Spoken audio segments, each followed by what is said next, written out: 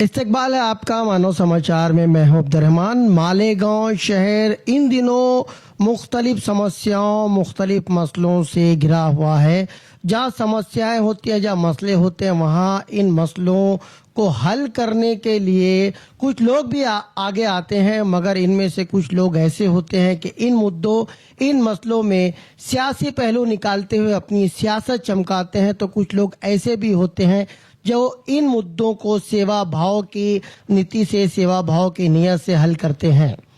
चाहे फिर वो रोड गटर की बात हो, चाहे साफ सफाई का मसला हो, चाहे वो एमपीएसएल के मनमाने कामों की बात हो, चाहे तामीरी काम को लेकर हो रही देरी की बात हो। ऐसे कई मुद्दे हैं जिन पर कुछ ऐसे लोग भी हैं जो खिदमत की नीयत से, सेवा भाव की नीयत से अपना ईमानदाराना रोल अदा करते हैं। उन्हीं में से एक शख्सियत आज मानव समाचार के स्टूडियो में मौजूद है, जिनका एक जुमला बड़ा ही आजकल चर्चित है, जो कहते हैं कि हम पॉकेट के लिए आंदोलन नहीं करते, बल्कि हम लोगों की खिदमत के लिए, लोगों की सेवा के लिए आंदोलन करते हैं। आज मानव समाचार में हमसे बात करने के लिए मुख्तलिफ मौज़ूआत पर भाजपा शहर अध्यक्ष देवा पाटिल यहाँ पर मौजूद हैं, जो हमेशा ही कई गंभीर मुद्दों पर आगे आते हैं, समाज के लिए, सिस्टम से लड़ जाते हैं। देवा पाटिल साहब, इस्तकबाल है आपका मानव समाचार में। पहली बार आपको भी यहाँ पर आने का इत्तेफाक हुआ और पहली बार हम आपसे स्टूडियो में रूबरू हो रहे हैं। इस्तकबाल है आपका मानव समाचार में। शुक्रिया, बहुत बहुत धन्यवाद। आपने मुझे यहाँ पे बुलाया और मुझे इस लायक समझा कि मालेगांव के मुद्दे पर मैं यहाँ पे आके चर्चा करूँ। बहुत बहुत शुक्रिया। मुख्तलिफ मुद्दों पर, मुख्तलिफ समस्याओं पर हम देखते हैं कि अक्सर जो है आप आंदोलन करते नज़र आते हैं। कभी कभार तो ये भी देखा गया कि बहुत सारी चीज़ें लोगों को लगता है कि शायद वो चीज़ें जो है सीधे आपकी हुकूमत से भी जुड़ी हो, तब भी आप जो है बहुत सारे ऐसे मुद्दों पर भी जो है वो लड़ जाया करते हैं। अपने इलाके के, अपने लोगों की समस्याओं को लेकर आप हमेशा कहीं ना कहीं जो है फाइट करते नजर आते हैं। अगर हम बात करें, पिछले दिनों आपका एक अनोखा आंदोलन हुआ, जो एक कीचड़ आंदोलन, जिसमें रास्ता जो है वो बन नहीं रहा था, और उसके बाद जो है आप जो है कीचड़ में बैठकर अपने साथियों के साथ आपने जो है मालेगांव महानगर पालिका, खास तौर से प्रभाग नंबर 1 के खिलाफ आपने आंदोलन किया। सबसे पहले मुख्तसरन क्या था वो आंदोलन, उस पर बात करेंगे, फिर आगे जो है मुख्तलिफ मुद्दों पर बात करेंगे। बिल्कुल, ये आंदोलन अगर सही वक्त पे कोई भी आंदोलन ना किया जाए, आंदोलन अगर खत्म हो जाए, तो जमहूरियत में जो कोई भी सत्ता में बैठे हैं या जो कोई भी कुर्सी पे बैठे हुए हैं, वो इसका फायदा उठा सकते हैं। इसलिए इस जमहूरियत में, इस लोकशाही में आंदोलन का होना बहुत जरूरी है। जब आंदोलन होगा तो ये कहीं ना कहीं बैलेंस होके रहेगा। वही मुद्दा है कि जो रास्ते का काम है, 12 बंगला ये जो भाग है, ये एरिया में कई सारे रास्तों का काम चल रहा है, लेकिन एक रास्ता ऐसा बन रहा है वहां पे कि 1 से 1.5 महीना हो गया रास्ते को खोद के रखा हुआ है। खोदने के बाद 10 दिन, 8 दिन में वो रास्ते का काम शुरू होना चाहिए था, लेकिन 12 बंगला एरिया में वो एक रास्ता ऐसा है कि जो 2 महीने से 1.5 महीने से खोद के रखा हुआ है, लेकिन रास्ते का काम शुरू नहीं हुआ है। और उसमें बारिश आ गई। बारिश आने के बाद सारा कीचड़ भर गया। वो कीचड़ की वजह से उन एरिया में रहने वाले जो भी बुजुर्ग है, माता है, स्कूली बच्चे हैं छोटे, उनको घर से बाहर निकलना मुश्किल हो गया। तो ऐसे समय में उन लोगों ने, वो जो कोई कॉन्ट्रैक्टर है, जो कोई ठेकेदार है, उससे संपर्क किया कि यार ये रास्ता बंद पड़ा हुआ है, हमको चलने के लिए नहीं हो रहा है, गाड़ियां फंस रही है, बड़े बुजुर्ग गिर रहे हैं, तो उसके ऊपर कुछ सोल्यूशन निकालो। तो वहां पे जो कोई भी ठेकेदार था, जो कोई भी प्रशासन अधिकारी था, उनको जवाब नहीं दे रहा था। तो ऐसे समय में वहां के सारे लोग मेरे पास आए और मुझे बोला कि देवा भाई देखो इसके ऊपर कुछ करो, क्योंकि उनको पता है मैं हमेशा आंदोलन करते रहता हूँ, ऐसे सारे मसलों पे कहीं ना कहीं आवाज उठाते रहता हूँ, तो वो मेरे पास आए। उनको ये नहीं पता था कि मैंने उस रास्ते के लिए ऑलरेडी 2 बार वहां के प्रशासकीय अधिकारी को ये बारे में चेतावनी दी हुई थी, सूचना दी हुई थी, फिर भी वो काम नहीं हुआ। तो फिर मुझे आखिर में वहां पे आंदोलन करने की जरूरत पड़ी। उस कीचड़ में बैठ के उन अधिकारियों को मैंने वो कीचड़ में बुलवाया और उनको बोला कि आप ये कीचड़ में बैठ के देखिए क्या स्थिति होती है, आम आदमी इस रास्ते पे कैसे चलेगा। तब अधिकारियों को बोला कि जब तक ये काम आप शुरू नहीं करोगे मैं इस कीचड़ से उठने वाला नहीं हूं। और देखिए जब हम आंदोलन करते वो एक शेर है ना कि मैं अकेला ही चला था मंजिले जानी बे मंजिल, कारवा लोग आते गए और कारवा बनता गया। तो धीरे धीरे वो एरिया के लोग जो भी तकलीफ में थे वो आना शुरू हो गए और गर्दी आंदोलन बड़ा होने की वहां पे असर दिखने लगे। तो कहीं ना कहीं अधिकारी को लगा कि यार ये गलत हो रहा है, ये रुकना चाहिए। तो उसने वहां पे ठेकेदार को बुलाया, उसको वहां पे बोला कि ये 8 दिन के अंदर ये काम कहीं ना कहीं यहाँ पे लोगों को चलने लायक हो जाना चाहिए। और दूसरे दिन से वो काम शुरू हो गया। अच्छा, मालेगांव में अगर हम रास्ते की बात करें तो कई ऐसे रास्ते हैं, कई ऐसी सड़कें जो आज टूटी फूटी हालत में हैं। अंडरग्राउंड गटर के नाम पर जो है रास्ते खोद दिए गए और उसके बाद जो ऊपर की जो काली मिट्टी है वो एज इट इज ऐसी, और बारिश के दिनों में ठीक ऐसे ही हो रहा है, गाड़ी वाले फिसल रहे हैं, लोग गिर रहे हैं, टूट फूट हो रही है। फिर चाहे साफ सफाई का मामला हो या दीगर कई मामले, मालेगांव कारपोरेशन कहीं ना कहीं जो सुख सुविधाएं मालेगांव शहरियान को देना चाहिए, मालेगांव वासियों को देना चाहिए, उससे कहीं ना कहीं आंख जो है वो चुराती नजर आ रही है। क्या कहेंगे आप इस बारे में? वही बात है, मैं वही बात मतलब फिर से दोहराऊंगा कि आंदोलन की जरूरत क्यों है। अगर प्रशासन, मनपा के अधिकारी अपना जो काम है वो अगर पूरी ईमानदारी के साथ करेगी तो एक आम आदमी को आंदोलन करने की जरूरत नहीं पड़ेगी।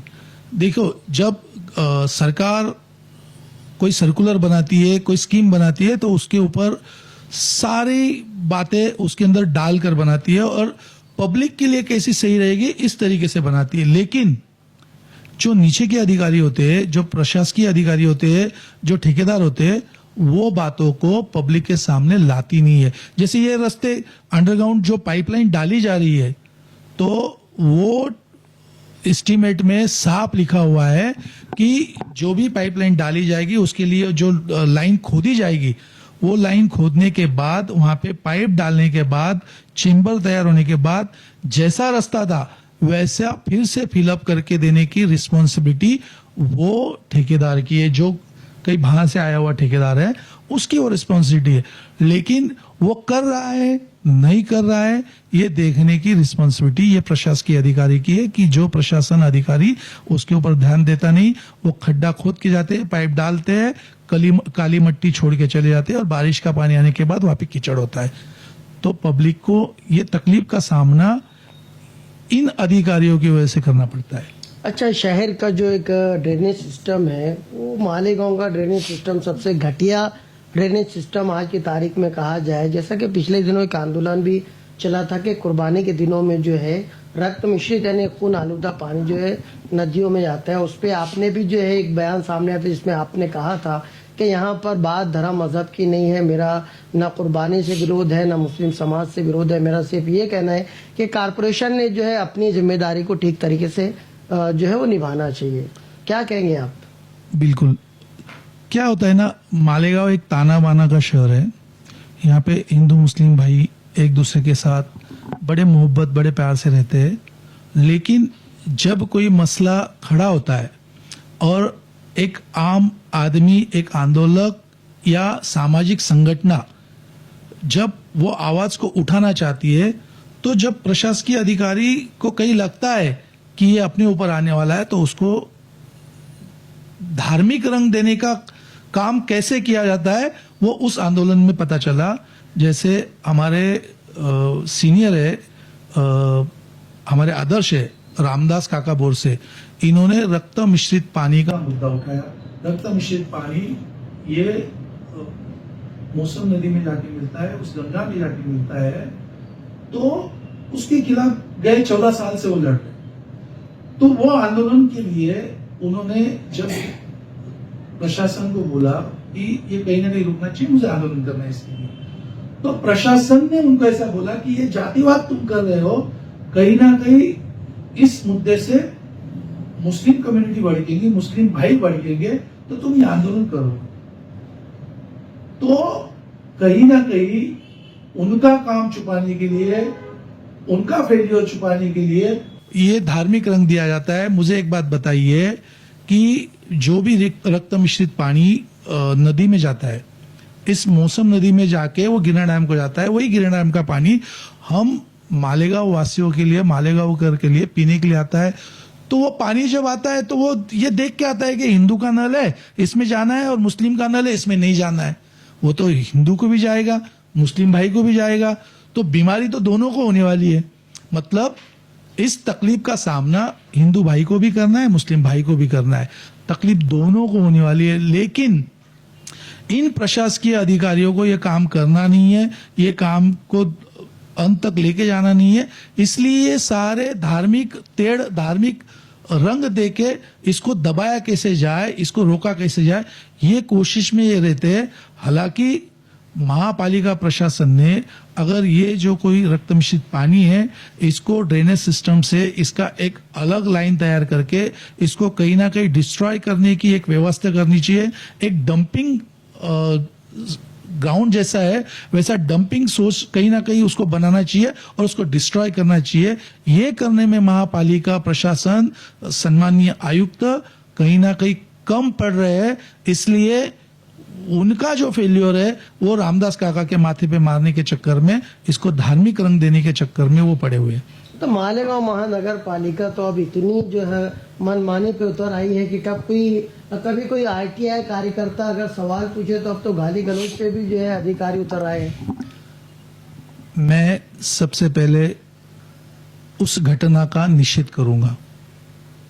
आरटीआई कार्यकर्ता रहो या कोई आम पब्लिक, जब प्रशासकीय अधिकारी के कैबिन में अगर जाते हैं तो प्रशासकीय अधिकारी का सबसे पहला फर्ज है कि उस आए हुए आम पब्लिक या आरटीआई कार्यकर्ता, उसको जो मालूमात चाहिए, जो माहिती चाहिए, वो देने का काम प्रशासकीय अधिकारी का है। क्योंकि ये जो प्रशासकीय अधिकारी है, ये जनता की सेवा के लिए बैठाए गए है। जनता जो कर इस महापालिका में भरती है, उसी कर से इन लोगों की पगार होती है। तो डायरेक्ट मैं यही कहूंगा कि ये जो कोई भी अधिकारी है, ये अधिकारी पब्लिक के नौकर है, पब्लिक के सेवक है। इन्होंने मालिक होने की जरूरत नहीं है। वो जो कोई भी घटना हुई है, जिस तरीके से गाली गलौज की है, तो आप ये बात समझ लीजिए कि वो जो बंदा था उसका कैमरा चालू था, कैमरे में रिकॉर्ड होने की वजह से ये सब पब्लिक को पता चला है। जब कैमरे नहीं होते होंगे तो इन अधिकारियों की दादागिरी किस तरीके की होगी, ये समझना बहुत जरूरी है आज की तारीख में। अच्छा, एक जो आंदोलन जिस पर आपने कहा कि हम जो है पैकेट लेकर जो है आंदोलन नहीं करते, वो आंदोलन क्या था? मेरे ख्याल से शायद बिजली मालेगांव MPSL को लेकर के, कुछ मुद्दों को लेकर के जो है आपका ये आंदोलन था, और ये आपका जुमला बड़ा जो है वो चर्चित हुआ लोगों में। क्या आंदोलन था, थोड़ा उस बारे में आपसे जानना चाहेंगे। ये मालेगांव पावर सप्लाई कंपनी के ताल्लुक से ये आंदोलन था। जिस दिन से ये कंपनी आई है, उस दिन से मालेगांव शहर में बिजली की जो प्रॉब्लम है त्यों के त्यों है। मैं बहुत बड़े मुद्दों को लेके नहीं चलता हूं, मैं छोटे छोटे मुद्दे को लेके चलता हूं जो आम पब्लिक से जुड़े हुए मुद्दे हैं। और यहाँ पे इस शहर की जो माता है, बहनें हैं, इनका जो प्रॉब्लम था कि जब पीने का पानी नल को आता है और उसी टाइम पे ये पावर कंपनी अपनी बिजली को बंद कर देती है या कोई प्रॉब्लम से इनको बिजली काटना पड़ती है, तो ऐसे समय में इस शहर की माता बहनों को पानी पीने का पानी नहीं मिलता है। पहले महानगर पालिका हर रोज पानी दिया करती थी पीने का, अभी 2 दिन के बाद पानी आता है। मुझे एक बात बताइए, जब 2 दिन के बाद पानी आता है और जिस दिन पानी आता है उस दिन अगर लाइट नहीं रही, बिजली नहीं रही, उनको अगर पीने का पानी नहीं भरा गया तो अगले 2 से 3 दिन तक उनको पीने के लिए पानी नहीं रहेगा, उनको पानी बिकत लाना पड़ेगा। मतलब ये जो मसला था वो मसले को लेके हम वहां पे जाने वाले थे। उनको हमने अल्टीमेटम दिया था कि ये जो कोई सुविधा है, ये सुविधा को आप ठीक से करिए, वरना हम आंदोलन करने के लिए आने वाले।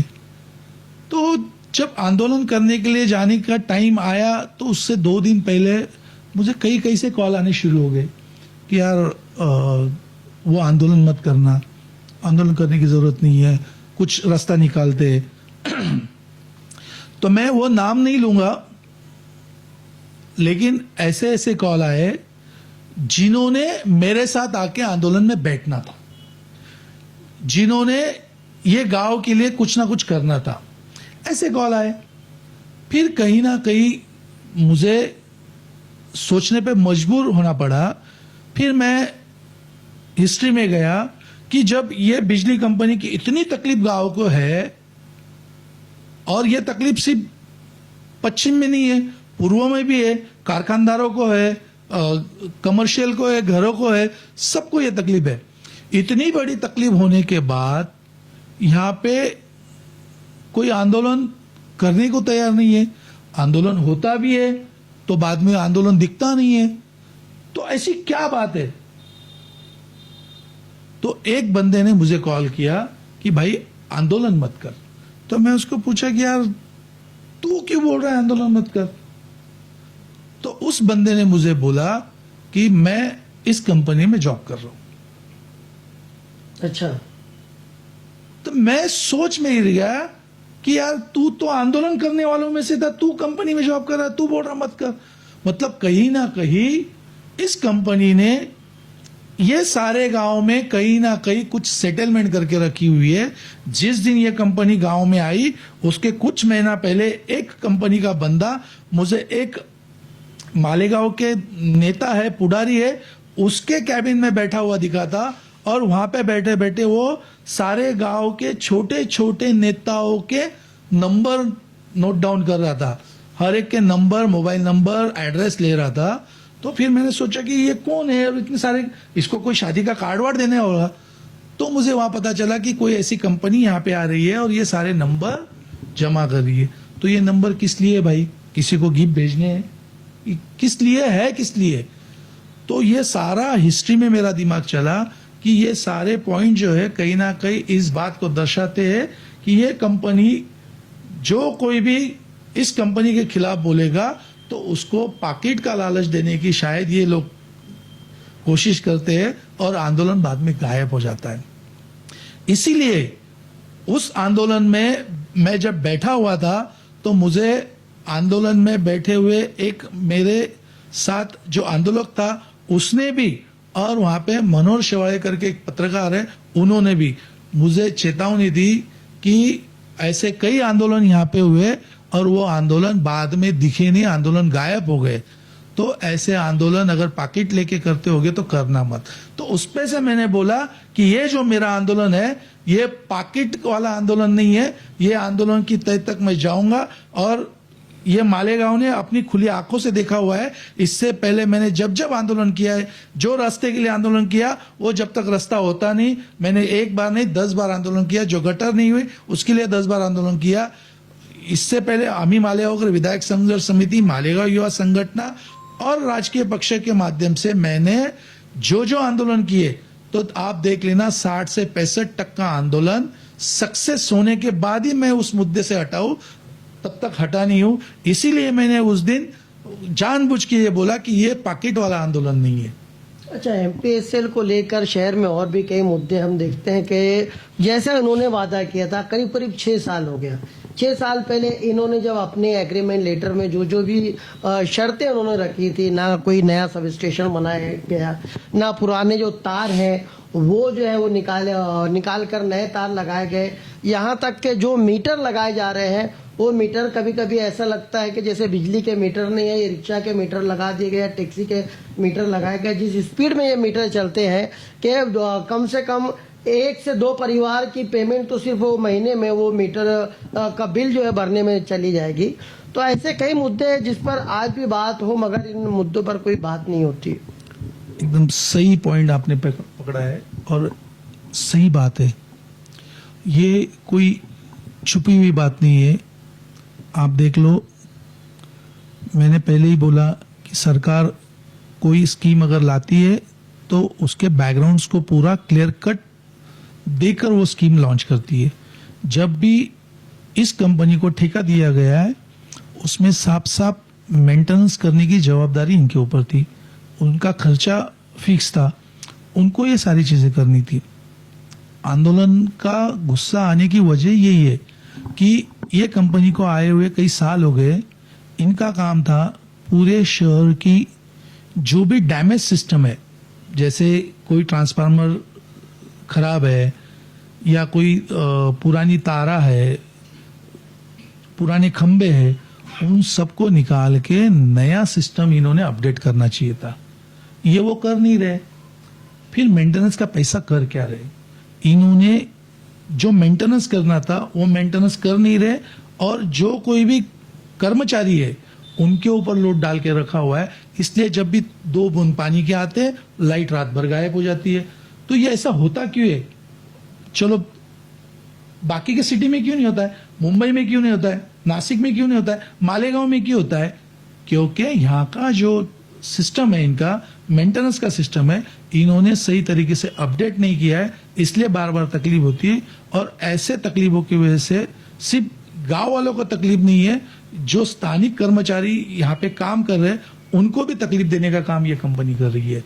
और रही मीटर की बात, तो ये मुद्दा छोटे बच्चे के भी समझ में आ जाएगा कि हम कुछ दिन पहले जब ये कंपनी नहीं आई थी कितना बिल पे कर रहे थे और आज की तारीख में कितना बिल पे कर रहे। तो जाहिर सी बात है, पुराने जो मीटर थे अच्छे मीटर थे, अगर वो सही नहीं थे तो गवर्नमेंट ने लगाए कैसे थे? वो अच्छे ही मीटर थे। सिर्फ इस कंपनी ने अभी जो मीटर लगाए हुए हैं वो मीटर सही तरीके के नहीं है, मैं ये आरोप करता हूं। क्योंकि आज पुराने मीटर को रख दीजिए और नए मीटर को रख दीजिए आमने सामने, यूज उतना ही बताइए, इनका बिल डबल से आएगा। तो ये डबल का बिल, जो मेंटेनेंस खर्चा है, ये सारा के सारा कस्टमर बोले तो जनता के जेब से निकालने की ये सारी आइडियोलॉजी है। कई जगह पुराने जो तार जो है वो हाई वोल्टेज तार जो है बस्तियों पर से गए हुए, 11-11 हजार वोल्ट के जो तार है वो बस्तियों पे से गए हुए। कई जगह ऐसा हो रहा है कि वो तार जो टूट कर खंबे पे गिर रहे हैं। कुछ लोग जो है वो, कुछ बच्चे, कुछ जवान जो है उसकी चपेट में आकर जो है मरे भी हैं। तो इस तरह के जब वाक़ये हो जाए, इस तरह की जब घटना हो जाए, तो उसके लिए क्यों ना फिर जिम्मेदार जो MPSL को बनाकर उनके ऊपर केस किया जाए? क्या लगता है आपको, क्या गैर इरादतन हत्या के लिए उनको जिम्मेदार न ठहराया जाए? 100% मैं तो बोलता हूँ, जब जब ऐसी घटना होती है तो ये MPSL कंपनी में जो मेन अधिकारी है, इनके ऊपर खून का गुना दाखिल होना चाहिए। क्योंकि जो भी इसमें जलता है, जो भी मरता है, उस बेचारे की कोई गलती नहीं होती है। इनके गलत मेंटेनेंस, गलत सिस्टम, गलत सर्विस की वजह से आए दिन कुछ ना कुछ हंसता हंसते रहता है। अभी 8 दिन पहले की बात है, स्टेट बैंक कॉर्नर पे मैं खुद जा रहा था, मेरे सामने ट्रैवल्स की गाड़ी जा रही थी, वो तार टूट के ट्रैवल्स के ऊपर गिरी। चलो ये तो मतलब उनका लक था कि किसी को कुछ हुआ नहीं। मैंने उसी समय कंपनी को कॉल किया और उनको बोला कि यार ऐसी तार गिरी हुई है। तब जाके वो सारे बच्चे आए, उन्होंने वो तार को हटाया, नए से तार। फिर उनको मैंने बोला कि ये तार, अभी ये ट्रैवल चले गई, फिर कोई ना कोई ट्रैवल्स आएंगी, धक्का लगेगा, फिर गिरेगी। तो ये तारों को ऊपर करने की कोई आइडिया नहीं है क्या? तो उन्होंने, वो तो कर्मचारी थे, उन्होंने बोला कि नहीं वही हाइट पे तार लगेगी। मतलब हाइट बढ़ा के तार लगाने का भी सिस्टम इनके पास नहीं है। तो कहीं ना कहीं ये मराठी में कहावत है, दात करून पोट भरणं, तो वैसी ये कंपनी काम कर रही है। और यहाँ की जो आम पब्लिक है ये बेचारी परेशान हो गई है। 70% लोगों को पता नहीं है कि जब बिजली कट जाती है तो किस तरीके से कंप्लेंट करनी चाहिए, अपनी बिजली कैसे आएंगी। उन्होंने ऑनलाइन कॉल सेंटर दे के रखा हुआ है। ऑनलाइन कॉल सेंटर पे कॉल करो, उनका टोल फ्री नंबर है, उस पर कॉल करो तो पहले वो बोलता है कि लैंग्वेज के लिए 1 दबाओ 2 दबाओ, वो दबाने के बाद फिर बोलता है कि इसके लिए 1 दबाओ, उसके लिए 2 दबाओ। तो ये सिस्टम 70% लोगों को नहीं पता होता है और वो छोड़ देते हैं, बेचारे अंधेरे में अपना बसर करते हैं। तो ये सिस्टम उन्होंने बदलना चाहिए। पहले एक सिस्टम था कि पावर हाउस का नंबर था, डायरेक्ट कॉल करो, बंदा उठाता था और आदमी भेज के काम होता था। वैसा सिस्टम ही नहीं है अभी वो जो कॉमन पीपल है वो इस सब प्रॉब्लम में से इस कंपनी की वजह से जा रहा है। अच्छा, कई बार ये होता है कि टोल फ्री नंबर पर कॉल करने के बाद भी रिंग जाती है और उसके बाद जो उनके 2 नंबर दिए हुए हैं वो जो है दोनों नंबर पे जो है वो बंदे उठाते नहीं। बाद में मालूम पड़ा कि अगर 50 कंप्लेन जो है एक बार हो जाए तो उसके बाद वो जानबूझकर जो है वो बंद कर देते हैं। जब वो 50 जो कंप्लेन है वो सॉल्व होगी उसके बाद जो है फिर जो है वो चालू करेंगे। इस तरह की बातें भी जो सामने आ रही है। डॉकेट नंबर देने के बाद भी दिन भर हो जाता है, जो है दुरुस्तगी के लिए कोई आता नहीं है। ऐसे कई मामले आप तक भी आते होंगे। वो जो डॉकेट नंबर का जो सिस्टम है ना, मैंने उसके बहुत सारा स्टडी किया है उनका। वो जो बंदे बैठे हैं कॉल सेंटर पे वो मालेगांव में नहीं, मेरे पास रिकॉर्डिंग है। अच्छा, मैंने उनको पूछा कि आप मालेगांव की जो भौगोलिक परिस्थिति है आपको पता है, ये एरिया कहाँ का है ये एरिया? बोले हमको नहीं पता है। बोला फिर आपका काम क्या है? वो बोलते हैं कि लोग हमको कंप्लेंट करते हैं, हम वो कंप्लेंट उठाते हैं और मालेगांव पावर हाउस को भेजते हैं, कंपनी को भेजते हैं। मतलब उनका काम सिर्फ डॉकेट नंबर देना और कंप्लेंट लिख लेना, अच्छा, इतना ही है। उनको तुम फिर से कॉल अगर जब करोगे कि यार मेरी लाइट नहीं आई, तो वो बोलेंगे ठीक है हम आपको फिर डॉकेट नंबर देते, आपके हमने आदमी को बोला हुआ है वो आ जाएगा। वो सिर्फ इतना ही बताएगा आपको कि हमने मालेगांव को वो केस फॉरवर्ड कर दिया है, वो आपको सॉल्यूशन नहीं देंगे। आपको सिर्फ इतना बता सकते हैं, अगर वहां का शटर डाउन हुआ है, वो एरिया की लाइट अगर बंद की गई हुई है, तो इतना बता सकते हैं कि वहां की लाइट बंद की हुई है, इतने बजे आएंगे। अगर कोई हादसा हुआ है, कोई प्रॉब्लम हुई है या आपके अकेले के घर की गई हुई है, तो उसके लिए उनके पास कोई जवाब नहीं होता है। उन्होंने जो कंप्लेंट डाली है वो जो फॉरवर्ड मालेगांव ऑफिस में होगी, मालेगांव ऑफिस वाले वो देखेंगे, वो बंदा भेजेंगे, वो जब रिपेयर होगी उसके बाद ही उसका सोल्यूशन है। लेकिन कॉल सेंटर के पास उसके लिए कोई जवाब नहीं। आप 10 बार कॉल करो, 50 बार कॉल करो, उनके पास कोई सोल्यूशन नहीं। अच्छा, कई बार ऐसा मालेगांव शहर में देखा गया, एक आम शिकायत है कि मालेगांव में वोल्टेज की जो है वो बड़ी प्रॉब्लम है। इन्होंने वादा किया था कि नए सब स्टेशन जो बनाएंगे उसमें भी ये बुरी तरीके से नाकाम हुए हैं। कभी अधिकारियों को इस चीज को लेकर के कभी आपके कोई डिस्कस हुई या कुछ ऐसी कोई बात, या आपको लगता है कि क्या इस पर काम होना चाहिए? बिल्कुल काम होना चाहिए। मैं बोलता हूं ना कि अगर ये मेंटेनेंस सही तरीके से कर लेवे, ये अगर इनको जिस तरीके से इनके नॉर्म्स में लिखा हुआ है कि इनको शहर की सारी जितने भी डैमेज सिस्टम्स है, डैमेज तार है, डैमेज डीपीज है, डैमेज ट्रांसफार्मर है, वो चेंज करके इनको नए से पूरा सिस्टम चलाना है। अगर ये नए से पूरा सिस्टम चला देंगे तो ये प्रॉब्लम ही नहीं आएगी। लेकिन इनका जो कैलकुलेशन है कि ये सिस्टम चेंज करने में अगर 100 रुपए खर्चा आता है तो कर्मचारी के ऊपर 10 रुपए खर्चा आ रहा है, तो हम 100 क्यों खर्चा करें? 100 रुपया खर्चा बता के 10 रुपया खर्चा करेंगे, 90 रुपए जेब में डालेंगे। कहीं ना कहीं आम पब्लिक का पैसा चोरी करने के चक्कर में इनकी सर्विस को ये खराब कर रहे हैं। कई जगह ये भी देखने में आया है कि वो लोग जो है मीटर की डिमांड करते हैं, ये जाकर डॉक्यूमेंट भी लेकर जाते हैं, मगर उसके बाद भी नए मीटर नहीं दे रहे हैं। तब जो है आदमी को तो पावर चाहिए होती है। अब वो गलत तरीके से पावर जब लेता है तो यही लोग वापस आकर उन पे जो है दंड चार्जेस जो है वो भरपूर लगाते हैं। ऐसा नहीं लगता कि 1 नंबर से ना लेते हुए ये लोग 2 नंबर के काम ज़्यादा कर रहे हैं, कायदे से मीटर ना देते हुए गैर कानूनी तरीके से लोगों को मजबूर करते हैं पावर लेने के लिए, और उन पर जो इस तरह के हैवी चार्जेस या पेनल्टीज लगाते हैं? ये वही बात हो गई है, जबरदस्ती लोन दो। लोन कंपनीज है, लोन देंगे आपको, 4 बार पूछेंगे लोन चाहिए, लोन चाहिए, लोन दे देंगे।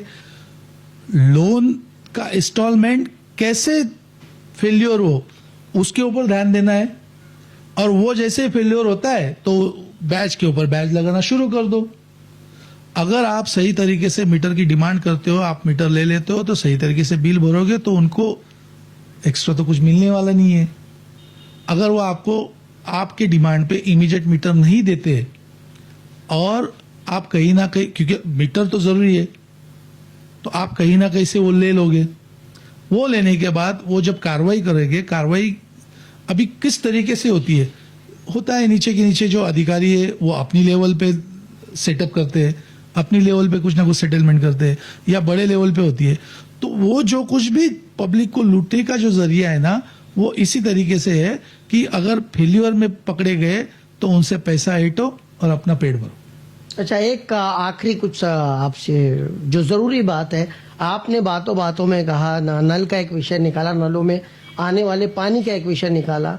आपने कहा कि मालेगांव शहर में जो अब 2 दिन नागे से जो है पानी आ रहा है, जबकि रोजाना मिलना चाहिए था। मगर जो नल पट्टी जो है वो जो चार्जेस है, वो चार्जेस आज भी उतने हैं। अब अगर 2 दिन नागा से पानी आ रहा है तो क्या आपको लगता नहीं है कि फिर जो है नल पट्टी कम करनी चाहिए? मैंने मेरे कई आंदोलनों में ये बात बोली है कि पहले हर रोज पानी आता था, मतलब 30 दिन, महीने के 30 दिन पानी, और पानी पट्टी 30 दिन की।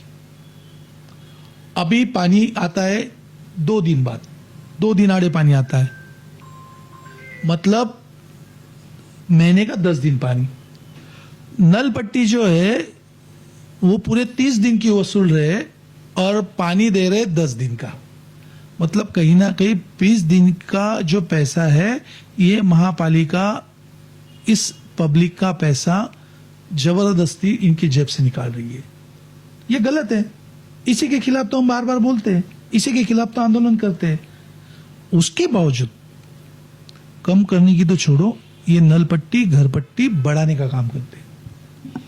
अच्छा, जिस तरीके से मालेगांव आउटर में आप आंदोलन कर रहे हो, कभी वक्त बड़े मालेगांव सेंट्रल में कुछ मुद्दे हैं, कुछ ऐसी दिक्कतें हैं, उसको लेकर अगर यहाँ के लोग, आम रहवासी, आम लोग जिनका जो है सियासी लोगों से विश्वास उठ चुका है, ऐसे लोग कभी आकर आपसे आपका समर्थन मांगे या आपसे मदद की गुहार लगाएं, तो क्या देवा पाटिल उन मुद्दों पर उतनी ही शिद्दत से लोगों के साथ कांधे से कांधा मिलाकर खड़े रहेंगे जिस तरीके से आप जो है मालेगांव आउटर के अपने इलाके के अपने दोस्तों के मुद्दों को उठाते हैं?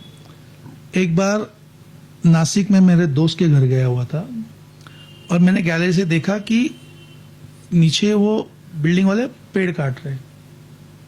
बड़ा पेड़ था, काफी अच्छा दरख्त था।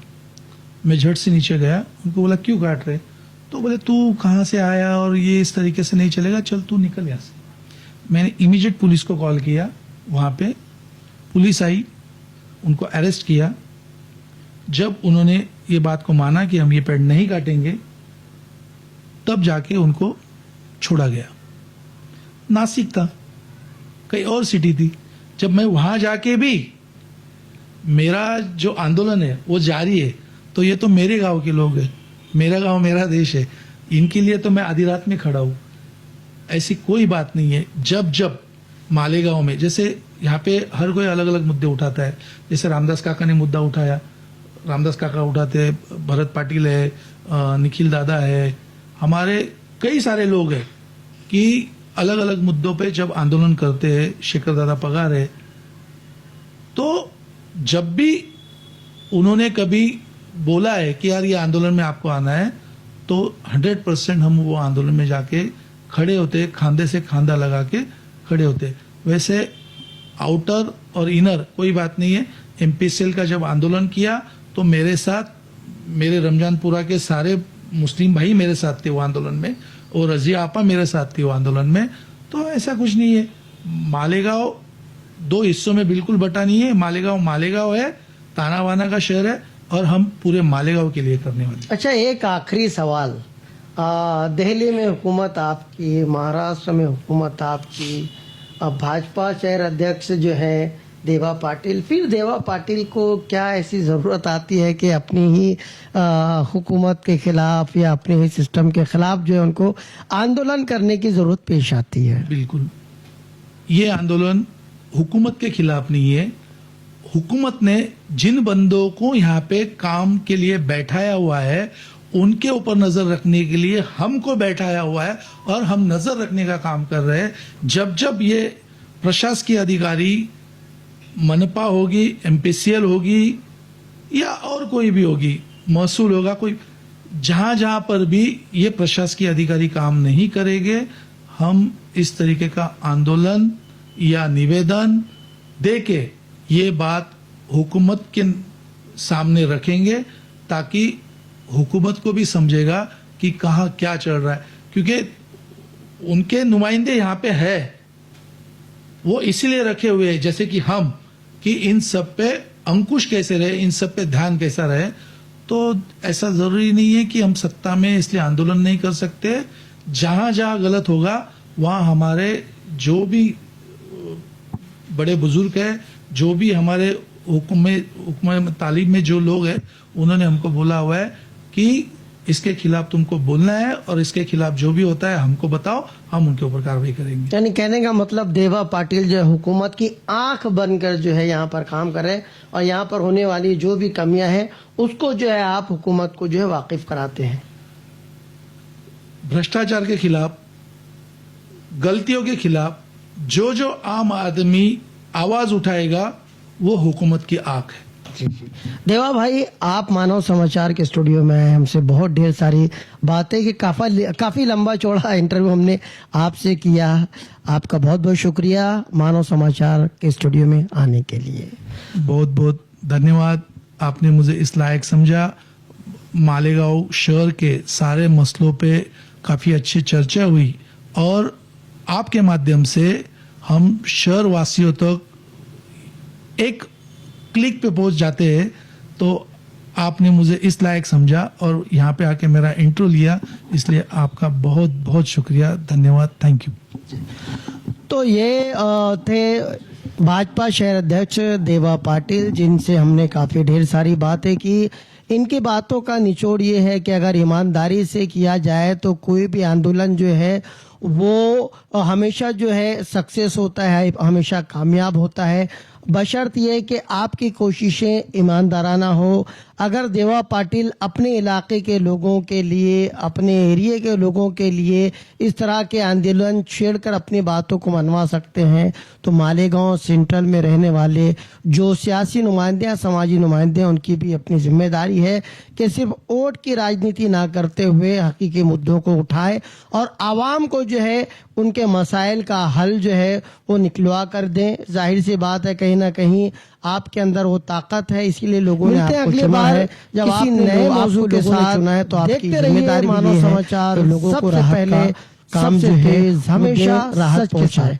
ऐसे कई गंभीर मुद्दों पर हम देवा पाटिल इनको बुलाते रहेंगे। इनके जैसे जो समाज के लिए अच्छी सोच रखने वाले लोग हैं उनको बुलाते रहेंगे, जो कायदे की, कानून की मालूमात रखते हैं और जो कायदे से प्रशासन के कान खींचने में सक्षम है।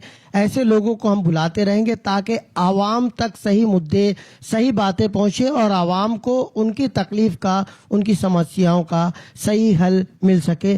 देखते रहिए मानव समाचार, सबसे पहले, सबसे तेज, हमेशा सच के साथ।